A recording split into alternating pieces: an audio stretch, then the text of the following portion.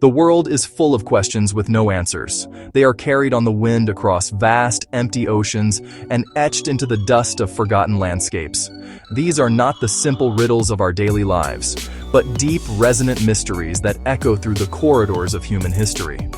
They speak of moments when the familiar fabric of reality seems to tear, leaving behind only a profound and unsettling silence.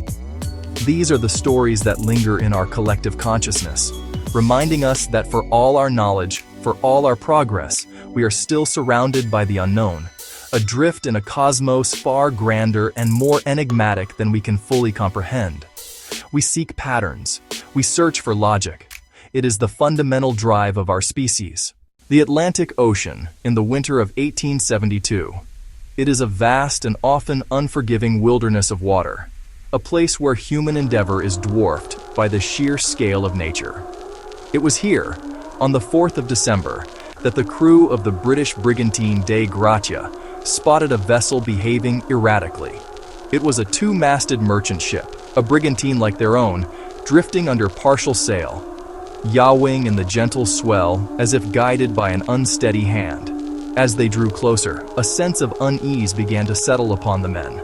The ship was the Mary Celeste, which had departed New York a month prior, bound for Genoa, Italy. But something was terribly, fundamentally wrong. There were no distress signals flying from her masts, no signs of a struggle, no evidence of fire or the catastrophic damage that a storm might inflict.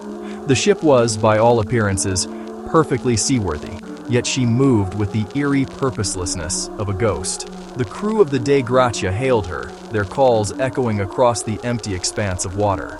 The silence that answered them was heavier and more profound than mere quiet. It was a void. A boarding party was dispatched, their small boat rowing across the unsettlingly placid water. As they climbed aboard the Mary Celeste, the mystery only deepened. The ship was not in disarray. Below deck, the personal belongings of the crew, including their money and valuables, were untouched in their sea chests. In the captain's cabin, his wife's sewing machine stood with a piece of work still in it. A small harmonium was ready to be played. The ship's logbook was found, its final entry dated 10 days prior, recording their position near the Azores. The ship was a perfectly preserved moment in time, but its inhabitants were gone. The single lifeboat was missing, suggesting an orderly evacuation. In the arid coastal plains of southern Peru lies one of the world's most profound archaeological puzzles. This is the Nazca Desert, a landscape so dry that it has remained virtually unchanged for thousands of years. It is here, etched into the very surface of the earth, that we find the Nazca Lines, a colossal gallery of geoglyphs created by removing iron oxide pebbles to reveal the lighter ground beneath. From ground level, they are subtle. From the air, a breathtaking spectacle is revealed. Hundreds of lines, some arrow straight for over 30 miles, crisscross the plateau. A spider, a hummingbird with a 90-foot wingspan, a monkey with a curious spiraling tail, a condor, a lizard, a pelican. Their true form can only be appreciated from a great height, a perspective unavailable 2,000 years ago. They suggest geometry, models, and meticulous grids scaled to vast distances. Yet the purpose itself is the greatest mystery of all. Astronomical calendar, ritual pathways, maps to water, signals to the sky. Each theory holds a piece, and yet none fits entirely. Their ambiguity may be their most profound legacy, a silent message whose language is lost to time. Humanity has long sought to record its knowledge, its stories, its secrets, through the remarkable invention of writing. Here, in the quiet halls of Yale University's Beinecke Library, rests just such an enigma. It is a book bound in vellum. Its pages are filled with elegant, flowing script, yet it remains utterly, profoundly silent. Known as the Voynich Manuscript, after the Polish antiquarian who revealed it to the modern world. The vellum pages have been carbon dated to the early 15th century. The ink, simple iron gall painstakingly applied. The script itself is a ghost, 20 to 30 characters looping with organic grace, forming words no one can pronounce. The mystery deepens with its illustrations. Plants with no known counterparts. Leaves twist in impossible ways. Root systems fantastical. Flowers with an alien beauty. Astronomical charts. Diagrams of biological processes. Strange networks containing miniature, naked figures. This is not a crude hoax.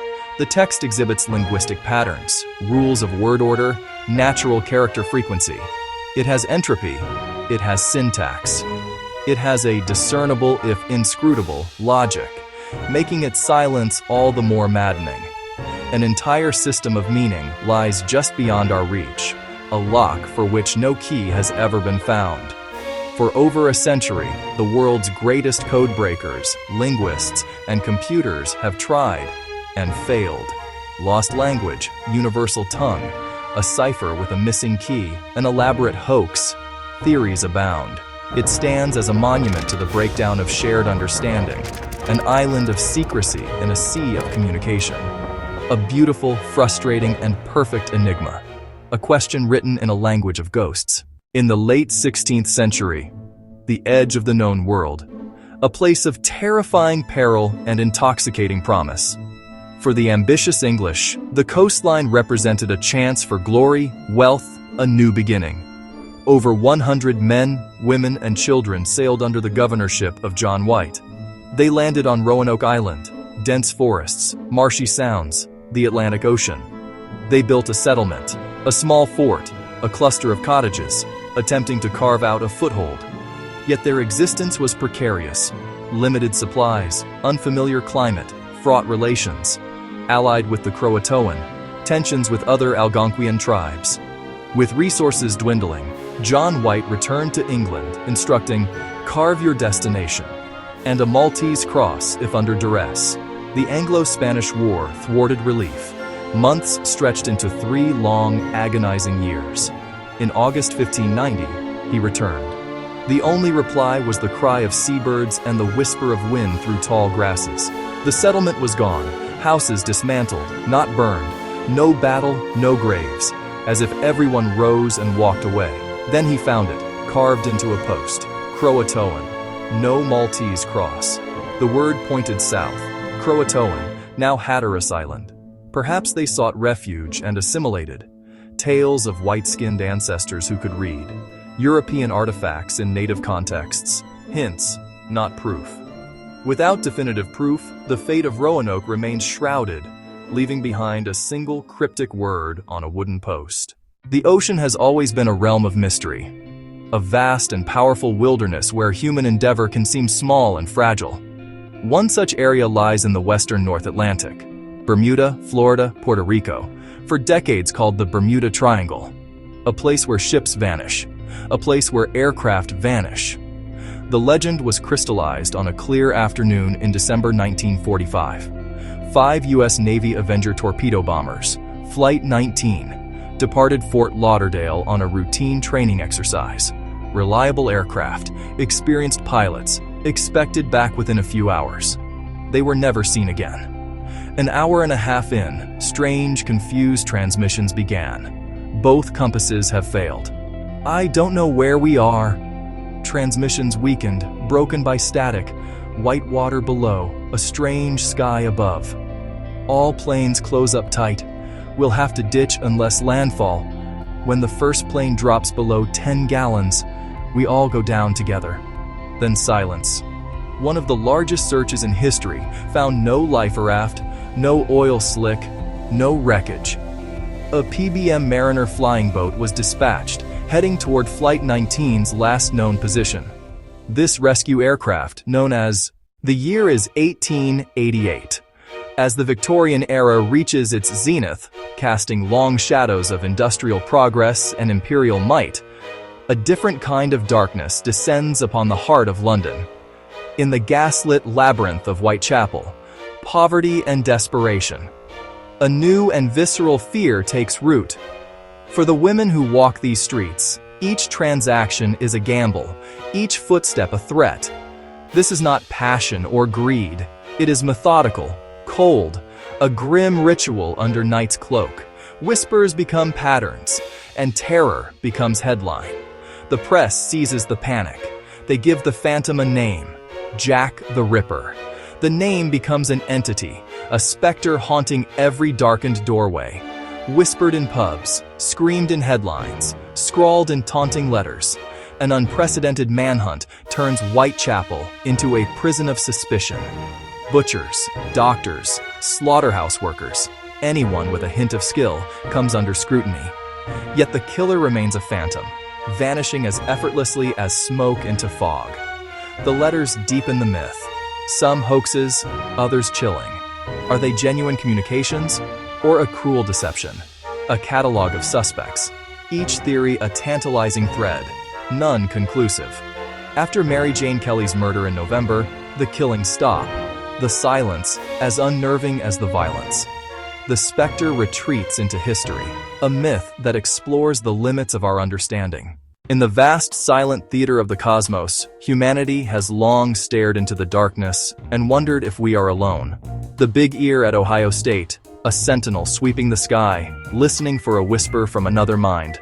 On the 15th of August, 1977, its gaze crossed a patch near Sagittarius. For years, only the chaotic crackle of the universe's ambient noise. Then, for precisely 72 seconds, a powerful, narrow-band signal sliced through the static. Jerry Amon later circled the characters and wrote a single word in the margin. Wow! It sat near 1,420 megahertz, the hydrogen line, the universe's common tongue. Its 72-second duration and perfect bell curve matched a fixed, distant source passing through the beam. Terrestrial and known astrophysical explanations fell away. It was a perfect candidate for an extraterrestrial signal. Telescopes turned back with renewed intensity, listening for confirmation. They listened for hours, days, weeks, and then for years. The sky remained silent. Was it a one-time broadcast? Or was our hopeful leap mistaken? Every natural explanation has been tested. None fully accounts for the signal's unique character. Perhaps we intercepted a cosmic lighthouse. Its beam won't sweep past us again for centuries. Or a private conversation between distant points, overheard for a fleeting moment. The wow signal endures not as an answer, but as the ultimate question, a calm whisper from the void, reminding us of our loneliness and our hope.